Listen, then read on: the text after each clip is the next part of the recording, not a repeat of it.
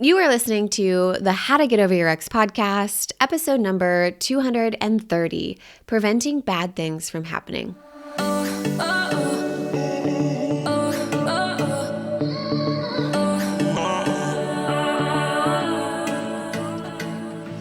Welcome to How to Get Over Your Ex, a podcast on getting over your ex without it just taking time. I'm your host, breakup coach Dorothy. Let's turn your pain into power and your heartbreak into happy.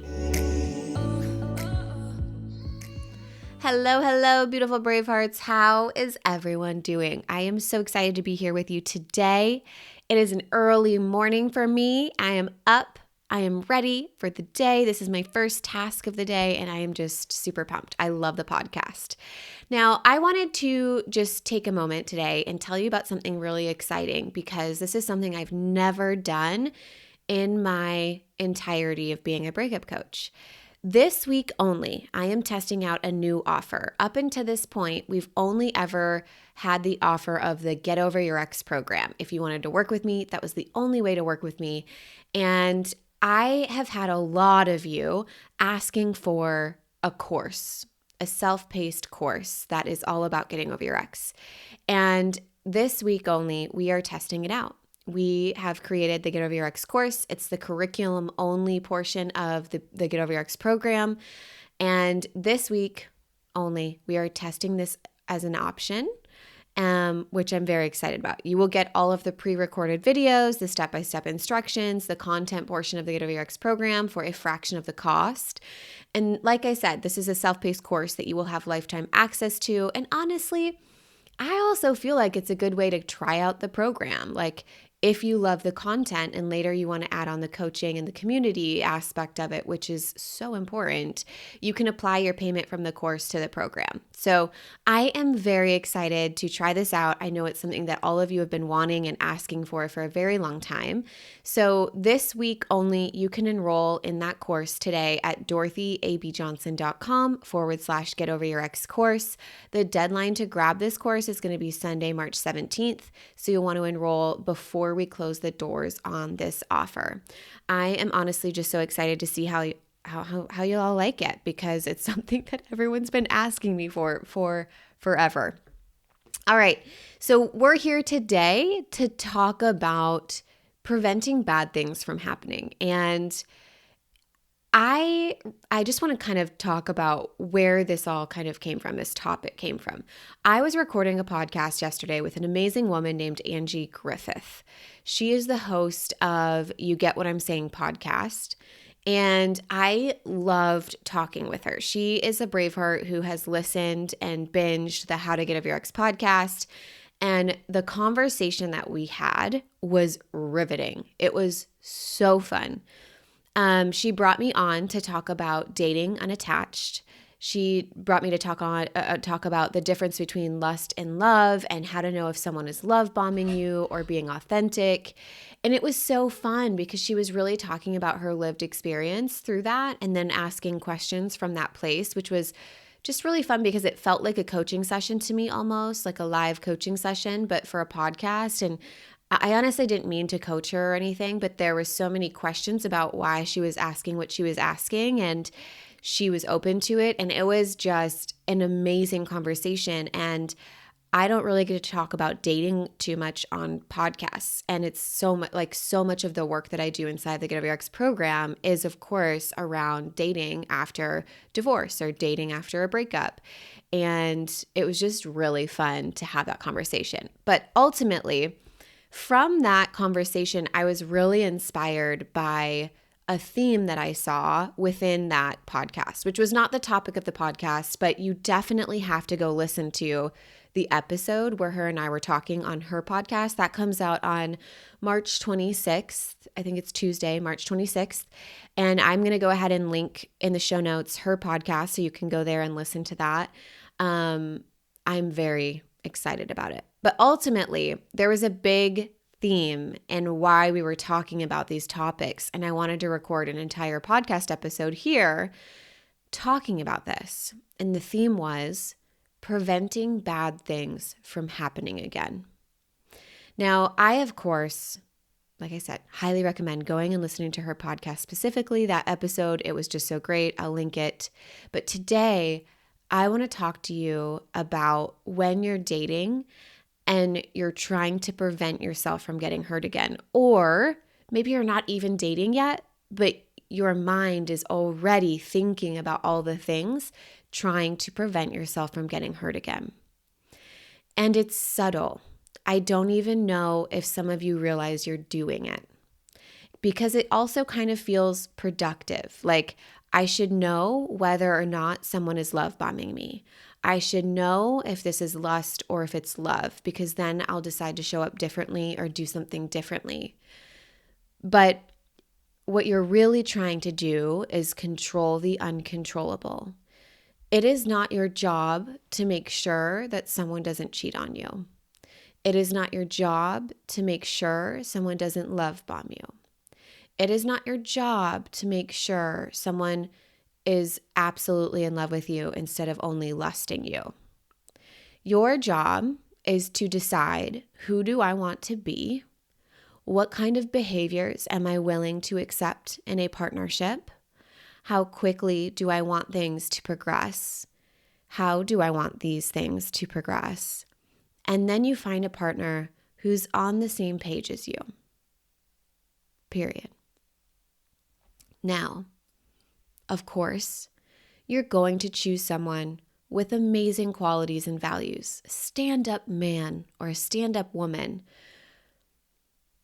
However, I want to be clear that you could choose someone who has the most amazing qualities, who has high standards and high values, stand-up person. And there are individuals who have amazing qualities, who have amazing values, who are stand-up men and women, and they cheat. And that's not something that you can prevent. It's not your job.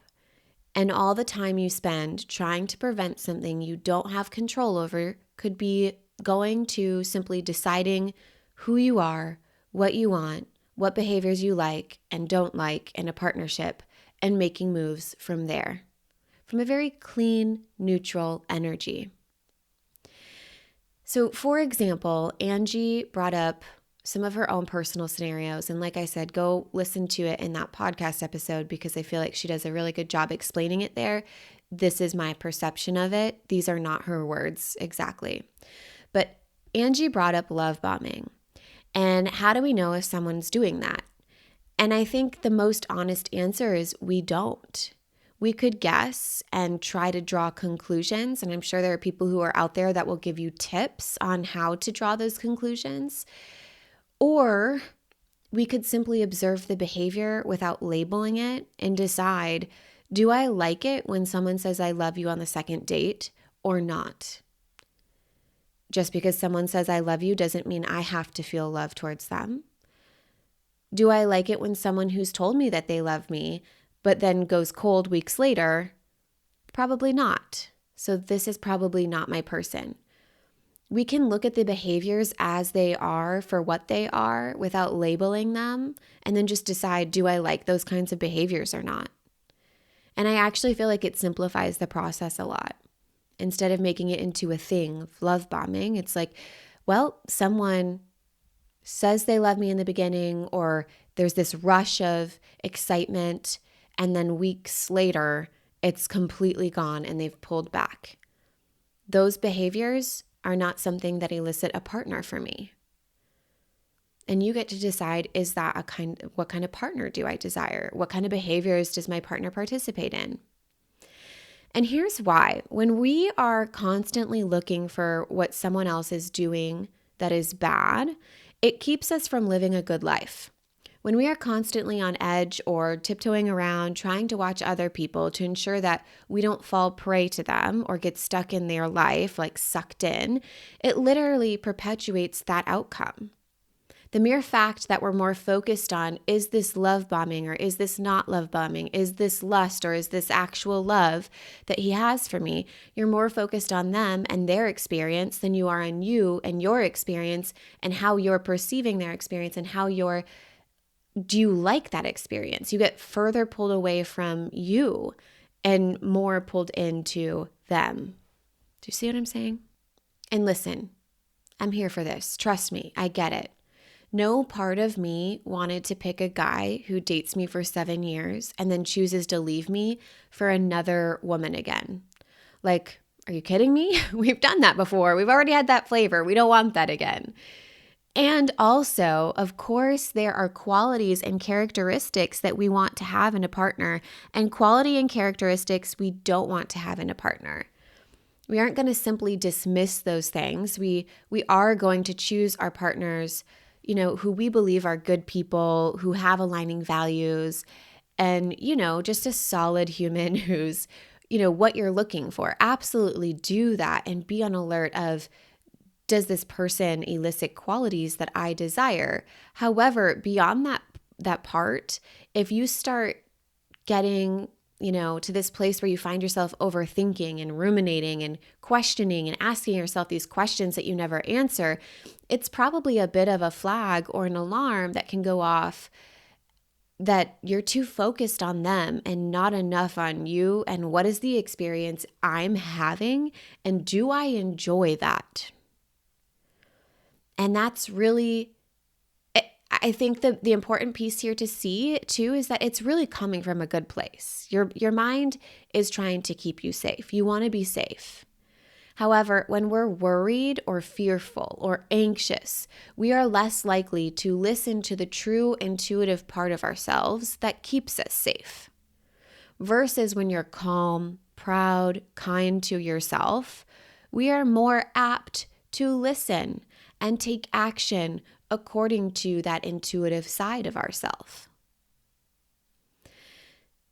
So here's what I want you to do if you're finding yourself trying to prevent bad things from happening to you, whether that's in dating or post-breakup or any other life situation. The first step is really to calm your nervous system. Turn your direction and your focus back to you and calm your nervous system. That is done through action and movement. Shake, jump, bounce, roll around on the floor, emotional clearing, running, go for a run, right?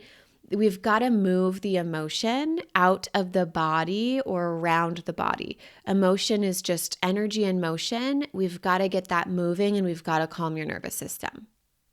The second thing is, once you're physically calm enough and your nervous system is grounded, that's when you can begin to actually answer the real questions that you need to ask. Like, what is it that I'm actually afraid of happening right now?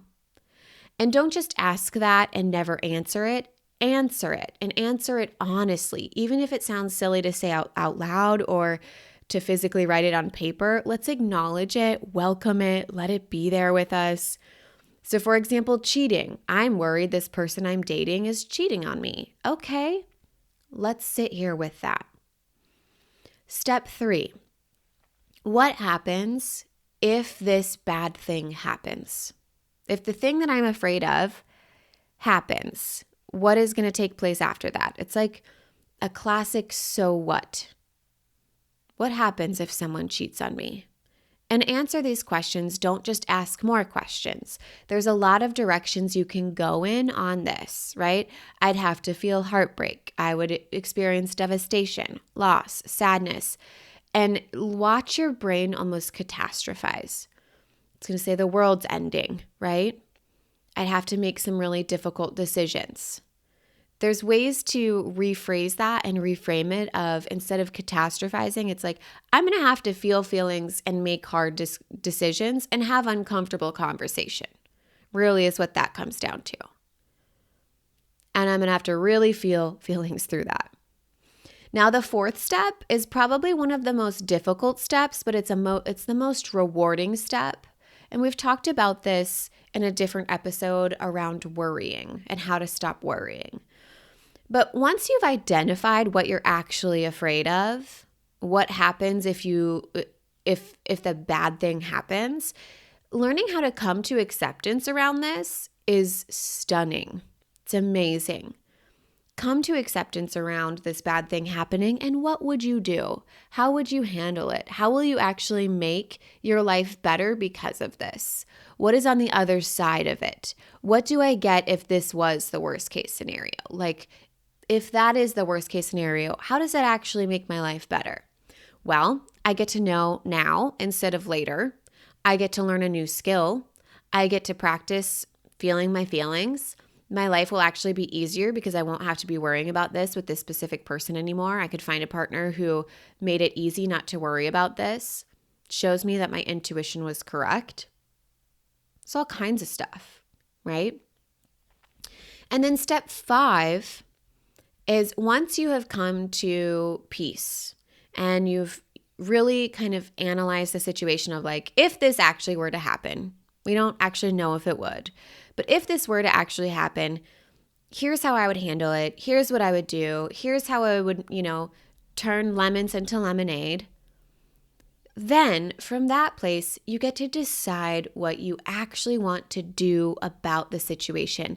Now, from this place of calm and from this place of peace and acceptance around the situation is where I think beautiful action can occur. Perhaps that's a conversation with the person you're dating, right? Hey, I'm working on something with myself internally. I'm afraid someone's going to cheat on me. And the other day, when I didn't hear from you for 2 hours, I was worried you were cheating on me. Can we talk about this? And would you be willing to work through this with me? Beautiful. Or, hey, I've been loved bombed before, and you saying I love you, what seems very quickly to me, has just brought up a lot of thoughts and feelings for me. I'm flattered and I'm working through that right now. Would you want to talk further through this? I would love to know if we think this is really love or lust. I'm flattered, excited about it, but I just want to make sure we're not just lusting and that we actually do truly love one another. Like, amazing. What? Now, the interesting part is a lot of times I think we're afraid to bring those conversations up because we are afraid of the responses. But that's the information, that's the gold. Their responses will say a lot, and take that response at face value. Remember, right? Their behavior is on them, not you. And your only job is to be honest and truthful and aligned to you, which is probably having those conversations of, hey, Angie and I were talking about this as an example too, and I loved it, of like, I have experienced anxious attachment and I'm moving towards secure attachment. So I'm having a hard time differentiating between, are these just my anxious thoughts, or am I having a true intuitive knowing that you might be cheating on me?